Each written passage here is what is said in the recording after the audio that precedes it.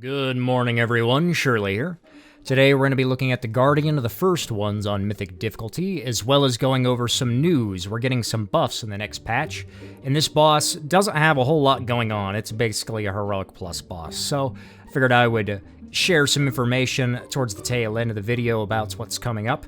But jumping right into this one here, I'm playing a Venthyr Arms Warrior still, with the standard single target build with Enduring Blow Legendary. Nothing's really changed on that front. I don't think the Covenant would really make too much of a difference here other than just like raw sim stuff, because this is just a pure single target burn boss. There's not much to think about in the terms of strategy or cooldown usage or anything like that. Basically, when your cooldowns come up, you can just go ahead and use them. There's not really much to wait on there as far as, you know, maybe if you've got like an Enduring Blow proc or something and you want to save your Warbreaker, for example. Speaking of which, you could spec into collateral damage because that still hasn't been fixed yet, but generally it's not that big of a deal, so if you're playing Warbreaker, it's just fine. But anyway, jumping in on the boss here, we're going to burn everything with Lust on the pull. And the only real difference of mechanics for Mythic is the bombs, as you see on the left-hand side here. They have to be dropped within each of these pylon circles to charge them up, and that is basically it. We're going to be dodging the beam as usual, running out from the meltdown as usual, popping defensives here as well. And the only other big thing is the soaking mechanics that the tank and the raid has to deal with. We're going to be using immunities for, rather than having the raid soak it totally. You could still do that if your raid comp doesn't have, you know, a bunch of immunities like ours does, but it's not that big of a deal either way. The Sunder's coming out here into the Obliterate cast, and this is where I believe our Hunter group is going to come up and soak the next one here.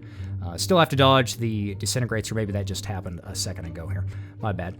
But yeah, that's basically it. This is just rinse repeat. I'm going to be burning my rally a little bit later on during one of the meltdown phases. You'll just, you know, set up your healer CDs appropriately. You do have to avoid the little sentry thing that's floating around the lower left-hand side there, like you would on Heroic still.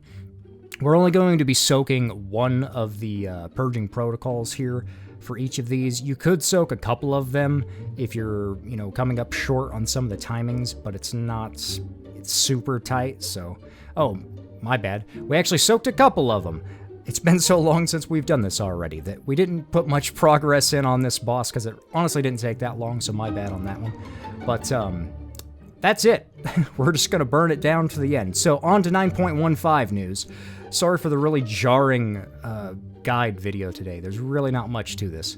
But the big thing is that the AoE target cap is getting pseudo-removed in the next patch. I just did air quotes with my hands because you could totally see that.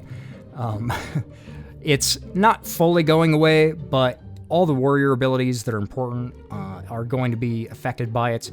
They are going to do reduced damage beyond 5 targets. We'll have to wait and see, because the patch still hasn't went live yet on the PTR that actually pushes that through, so we don't know exactly how much damage drop-off there's going to be on targets past 5.